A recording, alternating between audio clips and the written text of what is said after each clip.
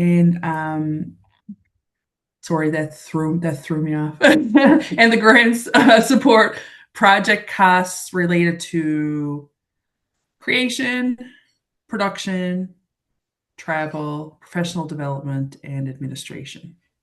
Did I get it all, Laura?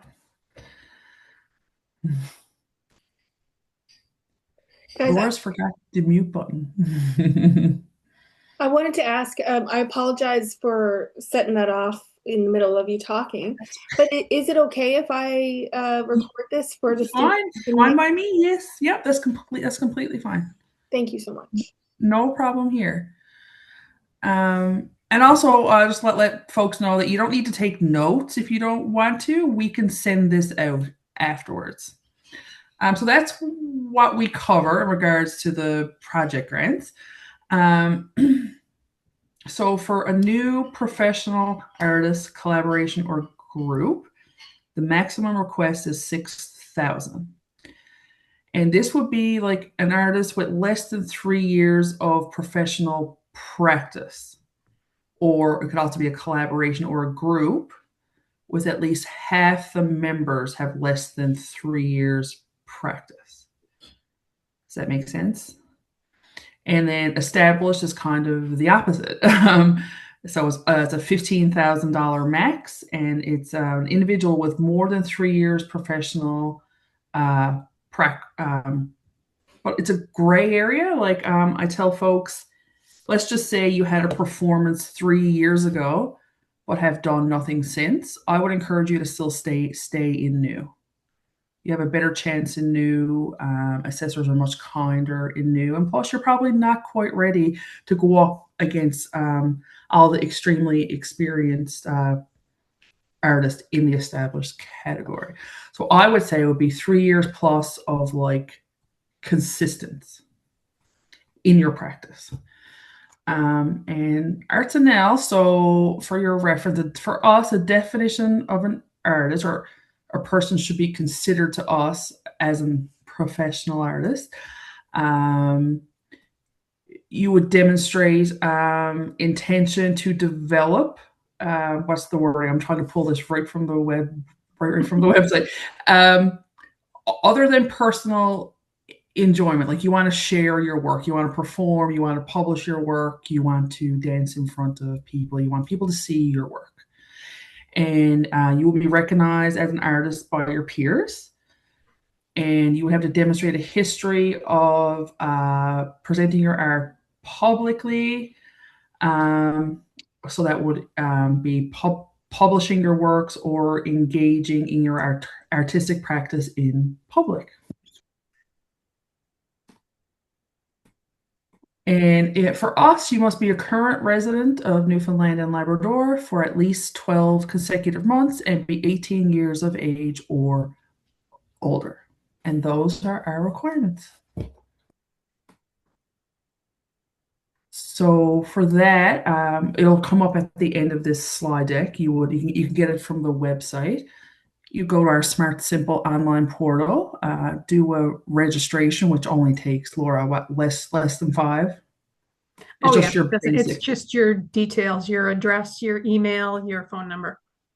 Yeah, and then you would send your artist CV or bio, which can be just a little paragraph with dates. Dates are very important to myself or Laura, and then you'll get an email back with a username and password, and then you can apply.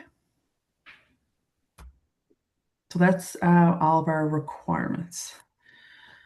And what Laura has brought up here is kind of like all of our tips and advice when you are applying, which I find is very handy. Because a lot of folks, believe it or not, actually don't reach out.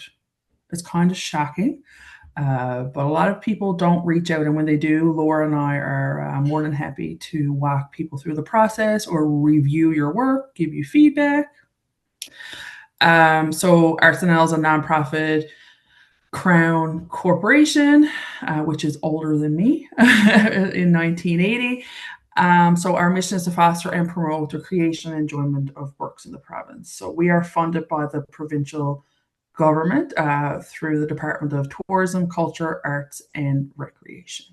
So we're at arm's length, but we are funded by TCAR, as they say.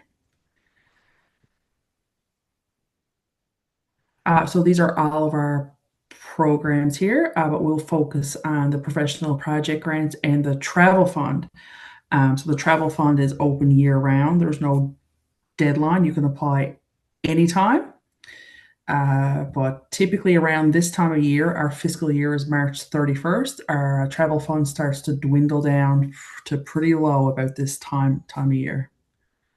So that could be for travel related to your work. So let's just say you got invited to show your work or professional development or a workshop. So the travel grant would cover your accommodations, your travel, your per diems, your mileage, and or gas. Laura, did I forget anything? No, that's it. It's strictly for travel. So if you were to go to, let's say, a residency, or if you were invited, that's the key for the travel grant. You have to be invited, and it has to be new and unexpected. So if there is a fee involved with going, the travel grant will not cover the fee, but it will cover anything else: flights, ground transportation, per diems, accommodations. All those things are covered, and the maximum you can apply for is $4,000. Yeah, and you need a letter of invitation to apply. It's a required field in the app. So you must be invited to go.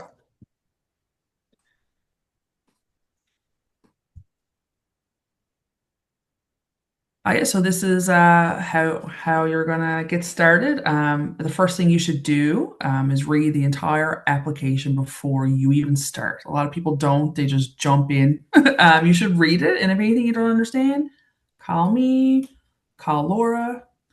We're pretty responsive.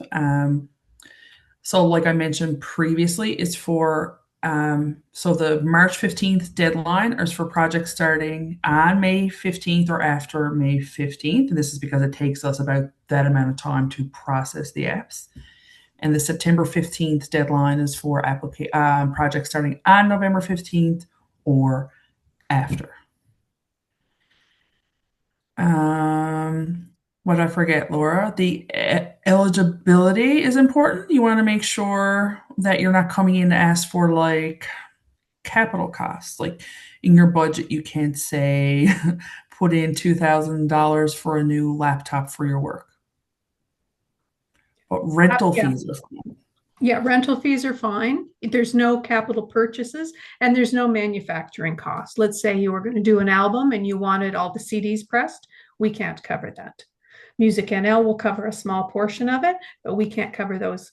All we cover is the creation of the art. Yes, that's the key word. You come into us to create your work. We will fund that. And also the Accessibility Support Fund. I'm not sure how many of you are aware of this. It's actually kind of underutilized, I would say. Well, it's picking up more now, I think, a bit more. So you can, if you have any barrier to applying or to completing this grant, it could be, the list is long. You just let us know. It could be a language barrier. It could be technology. It could be anxiety. It could be so many things. So you just reach out to Laura or I or Katrina, and we'll fill it. The form is pretty simple. We'll fill it out for you, and you can pick a person to work with you to complete your grant. And once your grant is submitted, that person can invoice us for an amount up to $500. And that's available year round. There's no deadline for that. And there's also an additional $250 available for that person to help you with your final report.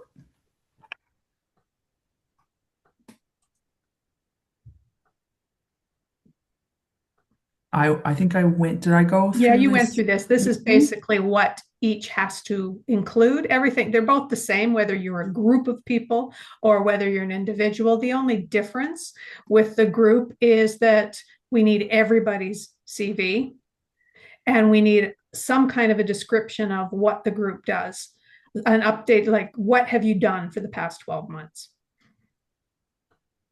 as a group, or whether you just came together for this. If you just came together for this particular cycle, then you're a collaboration, you're not a group. A group has to have some kind of an established repertoire. They should have done some things. They should have had financial records from the past 12 months. Other than that, you're a collaboration. Yeah, exactly.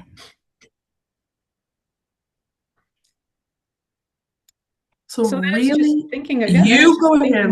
No, You then it's know, just you go ahead. You go. then it's just thinking about what are you going to do? Do you have an idea? Like, let's start thinking about this is, I really want to do this. You know, what will I do? How will I do it? Where will I show it when it's done? Why is it important to me to do it right now? So you got to think about all these kind of things, put it together, throw it on a piece of paper, and then give it something, really let it percolate. And put together how long is it going to take me? How am I going to break down all the parts? What's it going to cost? What do I need? Like, do I need materials? Do I need recording time? Do I need, oh, I don't know, like film time to film? Like what do I need to make this project happen? And then make sure all of your expenses are eligible. And that's a quick call to us. And you also have to make sure you are eligible for, so you will have to prove your eligibility to come in to ArtsNL to be eligible to apply. But also when you come in, if you come in and you've only got 2 years of being a visual artist and you come in as established as a filmmaker, you're not going to get into that category. So make sure you're applying to the right category and to the right level. Yeah, and if Laura and I notice that someone is in the wrong category, we'll just shoot you a quick email and say, "Hey, you were not in the right spot. I moved you from multi to dense," or vice versa. Or a lot of times, people writing like a film script will come into writing when they belong in film. Stuff like that. So when you're preparing your support material, so that's going to be one very important thing to prove to the peer assessment committee that you know what you're talking about. So always attach something. Don't say, well, this is my first project, so I don't have anything. You're an artist, you'll have something, whether it's part of this project or whether it's part of something you've done before. Make sure that they can see samples of your work. It would be super nice if the samples of your work sort of give an idea that you can do what you're saying you're going to do, but we do need to see samples. Yeah, and if your samples are related to your work, that would be perfect. Like, because you want to show the assessors that you can do what you're saying you're going to do. It doesn't have to be about the specific project, like Laura said, but even if it's related somehow. Yeah. So in the case of, say, visual arts, if you've always been a sculptor, you've been a sculptor for 1,000 years, and you come in and say, I'm going to do 8 large-scale oil paintings. Put something in that you've done in oil, anything in that you've done in oil, so we know that you can handle the material. When you're doing your support material, there's some things to think about. It's not to throw your whole portfolio at them, because the assessors only have a limited amount of time to go through each application, and there's lots of them in each category. So if there's something special you want them to look at, make sure you label it that way. This is what I need you to see. You can only put in 20 images for visual art. So don't put them in individually. There's space to put in 20. I would create a PDF of those images in order of importance and give a little context. Put a little box underneath and say, this is important because this is how I did it. You know, just a little bit of context all the way down. 4 or 5 images, plenty. If you're writing, Don't throw a novel at them. They're not going to read it all. They might read a few pages, but not read the right pages. You might really have this like deadly epic battle scene, but they're reading something that, some backstory at the beginning. They'll go, oh yeah, this is okay. So make sure it's showing you in your best light. Yeah. Context is important. Yeah, exactly. Demos, if you're putting in music or dance or video, this really comes up in video. Make sure it's good quality. Like if you're pulling it, if we can't tell what you're doing, if it's blurry, if it's bouncing around, try and get something. It's better not to put it in at all than to have something that doesn't make any sense. So make sure that you've got good quality video. Sound qualities can be pretty good, and the phones of today are pretty good. It doesn't have to be of a performance. It can be of you doing something in rehearsal, but just capture it with a phone of today. So that's pretty good quality. Make sure your links work, for the love Yes. of God. Make sure that they work. Oh, it happens so often. Assessors will be like, I can't look at their support material. I clicked on it and I need a password or I'm denied or the link just does not work. Like triple check to make sure. Yeah. Because that will make a huge difference. That could bring your score down significantly. Mm-hmm. Exactly. Mm-hmm. If you're brand spanking new, it's good to have a reference letter of someone who knows you in the artistic community. That when you say you're going to do something, that this person who is giving you that reference says, yes, I've worked with them before and I believe that they can do this project. Yeah, someone who can vouch for you, and you want to make sure it's not a person that's benefiting financially from your application, because of course they're going to give you a good reference. They're getting paid. Not saying that you're not awesome, but you want somebody outside of the project to vouch and say that you're awesome and that you can do the work and you're capable. Mm-hmm. And then there's just some tips and tricks here about how to go about getting the best information for your project. And all of us, Ashley, I, Katrina, we all dump it all down on a piece of paper, what we call the brain dump. Just throw everything at it, any small thing. Walk around with a notepad for a week and just whatever comes to you. And then you can assemble it all and get it all moving in the same direction. And so you're not going to forget anything. And then when you're preparing your budget, you can walk through what you've prepared in this. Do it in point form. Do it whatever works for you to get it working in the same direction. Then it's easier to plan out your timeline, plan out when the materials are going to come into the project, and just work your way through. But really, to get it started, throw everything at it, because something there might send the project in a completely different direction that makes so much more sense. Mm-hmm. Right, lots of drafts. Tips and tricks here. This one, how to write a draft, some very important questions that you really should be answering. Like assessors are going to ask, like, if you can answer all these questions within your project description, you'll have a strong one. Yeah. Don't be shy. Tell them everything. That was a Laura. So I have a 7-year-old. Write to them like you're talking to a 7-year-old, even a 5-year-old. Tell them everything. Because even though these assessors are your peers, they are artists, they're not in your head. And things that appear obvious to you because this project's been rattling around in your head for so long, they're not going to know those small details. So make it completely clear to them what you're doing. There's a brief description. The first question in the application, there's the title, and then it says, give us a brief description of what you're doing.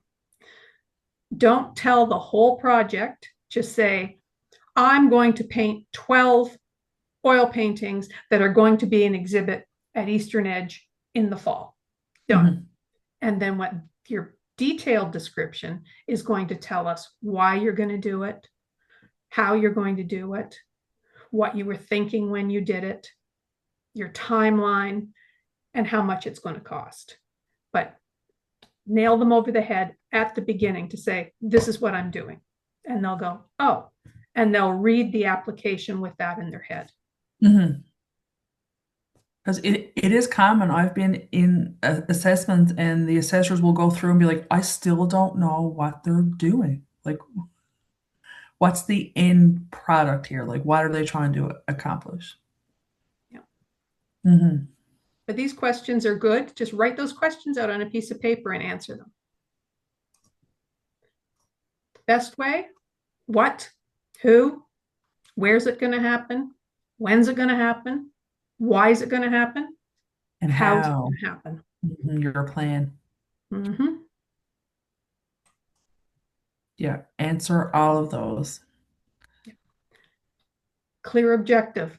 We talked about the project description, and they've got some samples here. The one thing though is when we say talk to a 5-year-old, don't be condescending. Don't say, no one's ever done this before. I'm the only person that's ever done or thought about doing this before. Just come in and say, explain why you're going to do it as you're talking to a friend. Yeah, and that's another good point is you should get at least one person beside yourself to go over this before you submit it. Even if it's me or Laura or a friend or Bo, you should get somebody else to take a look at it. Yeah. Again. And yeah. Oh, sorry, go ahead. No, I was gonna say and accept the feedback. Yeah. Yes. After the whole, well, we'll get to that. We'll get to the budget. Write down your list of expenses. When you have your expenses, if you're going to need art supplies, if you're going to need equipment rentals, if you're going to need a studio rental, if you're going to have other people working with you and you need to hire them, please pay them. And so put all those things in your budget and it all makes sense. Don't take them down to George Street on Saturday and give them a beer for playing on your Apple. No. We want to see people being paid as artists, and above all, we want to see you being paid as an artist. You are coming in as a professional in the cultural industries and you need to pay yourself. It might not be to full Carfax rates. It may not be to the dance, opera, theater equity pay scale, but show that you are making an effort to pay yourself to do the work. Yep. It's really important. So you can either come in for living expenses or for fees for yourself. You can't do both. They're kind of the same. So it's really whatever you're comfortable with. Mm-hmm. Usually with emerging, they come in for living expenses. We will allow up to $3,000 a month, but that doesn't go very far on a $6,000 grant. No. But we kind of factor it in so you don't have to take a second job in order to create this art. You can take the time and pay yourself to work on your art. Mm-hmm. And I would suggest doing your budget after you've written your project out because it's all not clear what you need to come in for until you know what you're doing. It's all there. Mm-hmm. And you want to make sure your budget matches your project. An example that I like to use is let's just say you have to travel and you're talking about that within your app, but then there's no travel costs in your budget or vice versa. You have travel costs in your budget, but there's no speak of it in your project. Like that's going to throw the assessors way off. So you want to make sure your project matches your budget. Mm-hmm. And it's always good to include quotes. So you can show the assessment committee that you've thought about it. If you need supplies, go on, I don't know, for lack of a better, Michael's and fill your cart with what you're going to buy and take a screenshot or PDF and include that. If you're going to get a rental, get a quote for the rental. If you're traveling, get a flight quote or a car rental quote. Put it on there, whatever you need. So show them that you've put in the research to say, this is the most accurate budget I can make for this project. Mm-hmm. So we've covered. We talked about that. Mm-hmm. we do like to see that it's definitely not necessary, especially when you come in as an emerging artist, but we do like, as you progress down the applying for funding road, we like you to look at other sources of revenue. The City of St. John's has a grant that you can apply for. If you're in music, ArtsNL does. There are other, Canada Council for any of these. As the projects start to get larger and more complicated, applying to other funders, and this is something we can help you do through ArtsNL as well. But it's nice to see when you start doing what they call sandwiching applications. Because when you start getting into some of these film applications that are $100,000 projects, 15,000 isn't going to go very far. But once you start getting in the funding from others, then the jurors realize, oh, this project is viable. And they've thought about other sources of income. If you're doing theater, are you going to sell tickets? Are you going to sell subscriptions to something? Just think about if your budget isn't going to balance with what you're applying to with ArtsNL, where's the rest of that money coming from? Just think about that. Yeah, and that's a common question that we get. Can you apply for additional funds? Yes, we encourage it. Yep. Yeah, definitely. And then the use editors. Talked about that. Let them do their worst. Let them read it and say, I have no idea what you're talking about. So because if somebody else doesn't see it, then the assessors may have questions. Yeah. And like I said, don't be shy. Like Laura and I are happy to go over things. Like just give us a call or an email and we can go over it for you. Yep. And then once everything's properly laid out outside the application portal, cut and paste it over. Make sure your CVs are in there. Make sure any letters of reference are in there. If you have a more extensive budget that explains more than what's just in the template in the portal, attach that. Yep. Again, supplementary, all labeled properly and available to open. Make sure everything's attached. And then hit submit. Yep. And cross your fingers and say a prayer. And then it is about 10 to 11 weeks. It takes by the time we've gone through them all, they've gone to the assessment committees, they've had time to review them all, they've met, it comes back to us and we have to go through them again, get them organized. So it does take a while because there's quite a number that come in. So don't get anxious. You will get an email either way. No matter what. No matter what, we will alert you. Don't think, oh, well, I haven't heard and it's been 6 weeks. I probably didn't get it. That's not necessarily the case. You will get an email either way. And then after a few weeks, you come to us. If you are successful, congratulations. You're going to get another email to say, here's your grant acceptance contract. Read it over, electronically sign it, send us your banking routing information. And that money will go out fairly quickly. If you're not successful, it is 99.999% of the time, it's not the project. It's usually it's money because we're only funding at 37 or 34%. Yeah. So a lot of times it's only words that can make the difference between being funded and not, and then the assessment committee said, please, please, please make them come in again because this really is a good project. Sometimes it needs a little tweaking and that's nothing about the project. It's just maybe about some explanation. So call us and say, what did the jury say? And we'll tell you and we'll help develop an application. The next time will be September and you can put it in September. Yeah, but I find it's really nice when folks, I'm not going to say it's nice. It's not nice when folks are unsuccessful, but when they come in and they take the feedback and they go back and they do it with the app, and then they come back and they get the grant. It's so sweet. Yeah. So good. Yeah, so take the feedback. Well, if you get an unsuccessful, maybe take a breath and then give Laura and I a call. Yeah. Or an email. But like just this, believe it or not, in these few workshops that we've had, we've only had small groups, so not a lot of people are getting this like leg up or this extra bit of help. Mm-hmm. And Jamal's got a choice now. Yeah.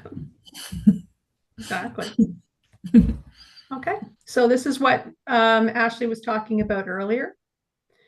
If you're not within our system, go on to our main page, the ArtsNL website, and scroll right down to the bottom, and it'll say apply now.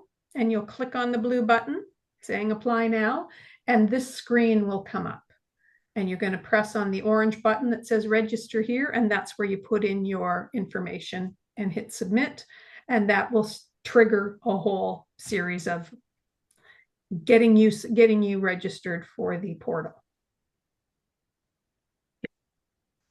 And I also have information here on the creation grant. I don't know if we have any Indigenous folks on the call that are interested in hearing about that, because it's just a fund just for them. So I have that if anybody's needs that information. But if not, we can open the floor up to questions, because we are a small group. So Laura and I are here to answer any general questions or specific questions. And in our experience, I find a lot of people have similar questions, and everybody kind of helps each other out. So, floor is yours. Hey Ash, just a question here. Say we have like we make, we have a job and we make money. So is it possible that, say, if we transfer some money from the living expense into the project? Yeah, so Laura touched on that. So up to 3,000. Let's just say, for example, you make, so you can top yourself up to equal 3,000 per month.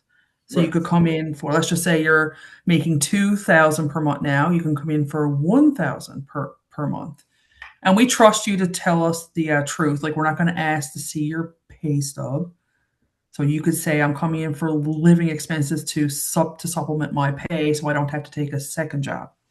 Or even, I want to come in for the full amount, so I'm going to take a month off work. That's completely fine too. And we trust you guys to come in with the correct amount. Yeah, we don't ask for receipts. When you're doing your final report, we will ask for receipts on what you actually spent for materials or rentals or whatever, but we're never going to ask you where your money went for living expenses. We don't need your cell bill. We don't need your rent, your rental contract, none of that. We're not going to ask. Or your pay stub. We just trust you. So yes, you can do that. Hello, ladies. Hi, Jamal. Once again. So I guess sitting through both of these sessions has been helpful and has my mind kind of processing a few things. I have a question regarding a second time applicant. So I started a project, I did research, I got quite a bit done with that. Am I allowed to reapply for part of the execution of this project at this point? You were successful the first time, right? Sorry? Were you successful the first time? Yes, it was. Yeah. Oh, that's right. Okay, excellent. So yes, you can definitely break projects down into distinct parts. Okay. So that was the research and development.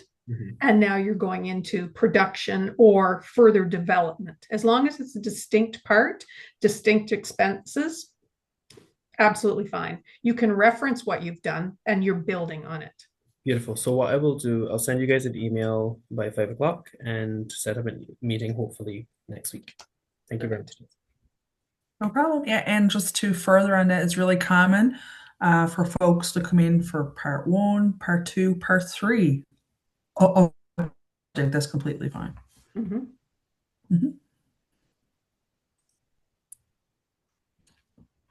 Anybody else got any Want to bug us? Got a burning question? Or you could just email it. I'm going to right now put in the chat. I'm going to put this slide deck that we just watched in PDF form. And so you can take that. Hopefully it drops. There we go. Gonna drop. There we go.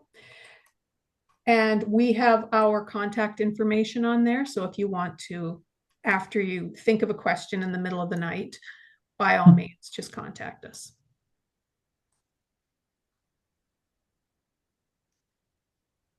I had another question. Do previous rejections affect the future applications? No. Oh. Sorry.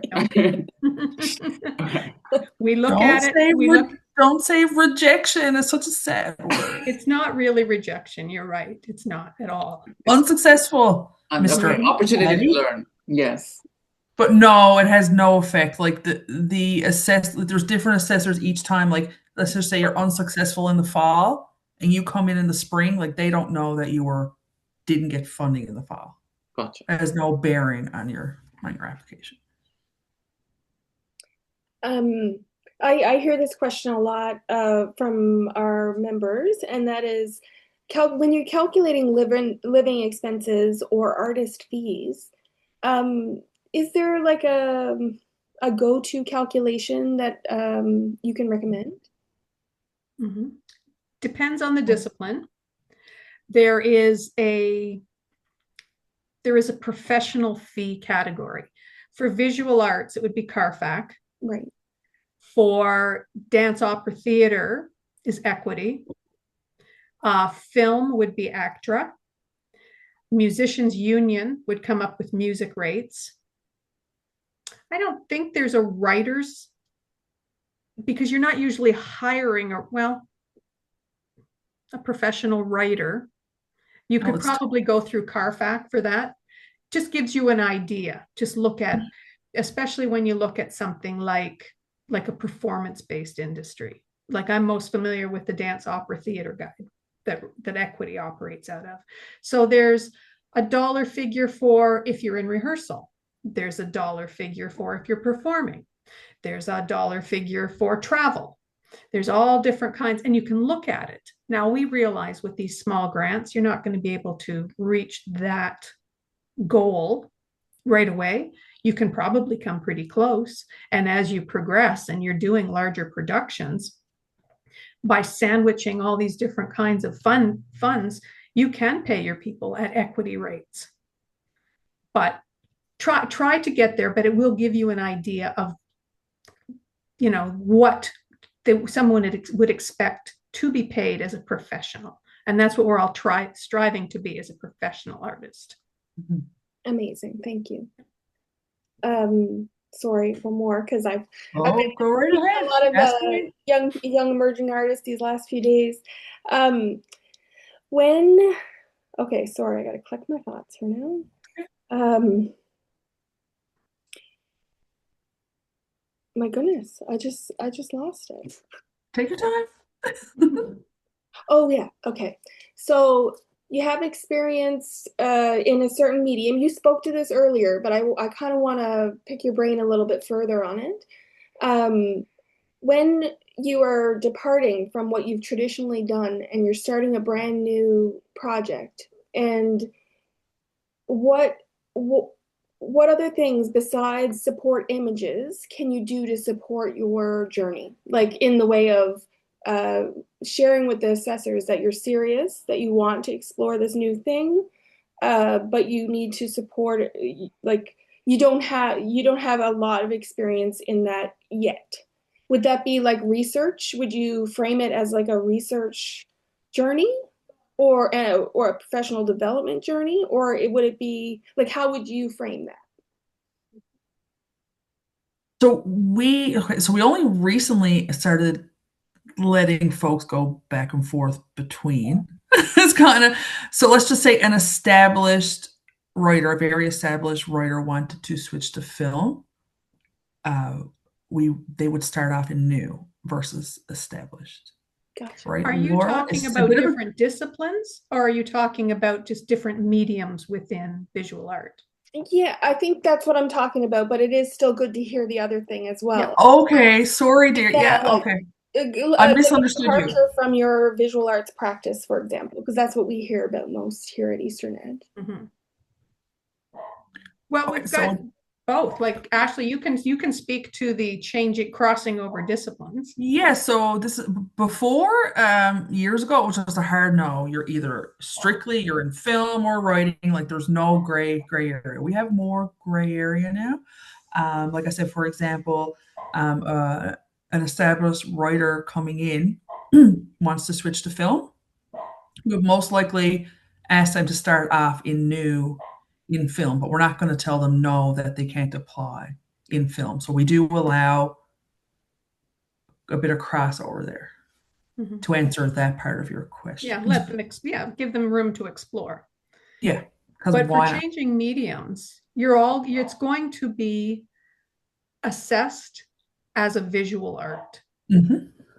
And really what it would take, you might not have any real samples. You could maybe, like if there's a maquette or something like that, that you could create, just to give them an idea. But mostly it's going to be in your narrative, in your description, to Okay. say, based on this, what I know here, I'm going to develop my practice to go here. And you can explain, your technique, how you're going to develop. You're going to explain what materials, how working with these materials are going to grow your practice. That'll just be in the explanation, and they will understand. Oh, I see what they're doing. But you will stay within the same category, but you're just developing new materials, new techniques, like just something completely new to your practice. Exactly. And if you are established, like if you won't have to go back to new. You're still an Yeah. established visual artist. You're just exploring, and that's completely fine. Thank you so much. Because like we have writers that come in and maybe they've done poetry forever and now they want to write a novel. Fine, Mm-hmm. perfect. Yep. Kelly put something in the chat. She said, if, for example, you win a lottery to participate in an art show in another province, does that count as an invite, or do you have an invitation directly? Oh, she's talking about the travel fund. Yes. That's a tangly one. Well, the invitation would have to come to you directly. It would have to be a bit of a competitive nature to get into whatever you're going into. It's not something you would just pay your way in and go, and then we can give travel. For something like that, you could apply for something like this under the project grant, because that's a lot more open for travel. You could say, this is a professional development for me. I have this opportunity to go to another province and network with my peers and show my work. That would be a project grant. Under the travel grant, it would have to be a specific invitation to say there's been some sort of a competitive process to get you that invitation, to send you to wherever you're going. Yep. She's right. Thanks, Mom. Welcome. Yeah, so on that point, you can come into for planned travel for your work. You can come into project grants just for travel if you know well in advance. Like a Just as a side residency, note. for example. Exactly. Exactly. Yep. And under the project grant, there are a lot more expenses that are eligible. Any Yes. fees Mhm. and materials. Supplies. Yeah. All Exactly. sorts. Yeah. Yeah. I think just one last question from me at least. Say if I want to hire someone, and do I need to give a reason as to why I'm specifically hiring them, or that specific department needs more budget than any other? Like say for me, cinematography is extremely important, and I want to pay my cinematographer as much as I can so I can get a good one. I mean, you don't have to, but assessors might appreciate some context as to why you want to work with this person. Right. Mm-hmm. You know what I Particularly mean? if Like they're not coming from Ontario or from Newfoundland. This is the person I want, and why. Yeah. But context is Context's always good. important. Yeah. Especially assessors get hung up sometimes, especially if they're not from the province. If you give a good reason why, and they're like, "Oh, okay, that makes sense." Yeah, thank you. You're welcome.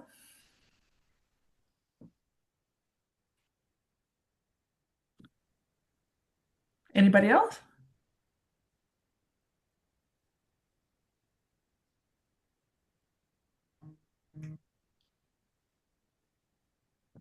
And Laura and I will send you all the things that we talked about today. And like I said, the deadline is in On the 16th. oh my God, less than 3 weeks now. Yeah, it's coming up quick. So my advice, if you would like assistance from Laura and I, like we get over 200 apps now per session, which is kind of wild. They've doubled in the last 3 years. We used to just get like 100. Now, last round was 214. Don't leave it till the few days prior. Sometimes it gets to a point that there's not enough time to respond. So if you would like some help, I would say try reaching out to us by next week or early the week after. Would be wise. And you can come down and visit us down at the office, or we can do a Teams or a Zoom or a phone call and talk about your project specifically. Give you some feedback, and it is helpful if you have something prepared beforehand that we can go over. That always helps. But if not, that's fine too. You don't have to. Just talk over your ideas. That was fun. It was incredible. Thank you so much. Yeah. Thank you guys for inviting us. So you got to come down to our office now sometime soon. I do. We're just up over the hill. I have to dart down. I haven't been down in. Well, no, I was there in the fall. I was there in the fall. I was in December when you had the show. Yeah. There was music playing. Oh yes, it was, yes. Okay, but you got to come back now. Well, and we have two really hot exhibitions in our gallery right now, but also a third exhibition on Water Street. So the Arts for Equity exhibition that is a part of this symposium is right next to the Tim Hortons and the Scotia Center to the left. 235 Water Street is the actual address. Check it out if you can, anybody in this group. Maybe Laura and I will go on a field trip next week and come down to see you guys. Yeah, and we have like tons of events tomorrow and the day after. Workshops, acting workshops, biomaterial workshops, panels, super informative. So check out the website, everyone. Social media. Yes. Go enjoy, take advantage. That's how you learn. That's how you grow. There's an after party, and there's me? Oh, everyone. There's gonna be free food and like cash bar and amazing music on Saturday. On Saturday. Yes. Yeah. It's in the Wonderbolt space. Just come to Eastern Edge. We'll direct you. Yeah, we'll get you there. Yes. Beautiful Caribbean buffet food. Well, actually, it's being served up.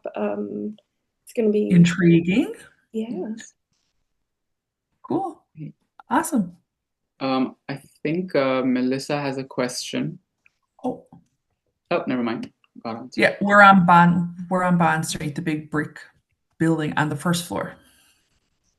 Perfect. Yep. Alrighty. Thank you so much again. And happy to do it anytime. Perfect. It was nice to see you guys. Thank you so much, Robert and Danica. Thank you. Good job. Yeah, you guys rocked it. Robert, so awesome job. Okay. Everyone have a nice evening. Okay, thank you. See you later. Bye. Okay, bye guys. Bye. Bye. Thank you. Bye.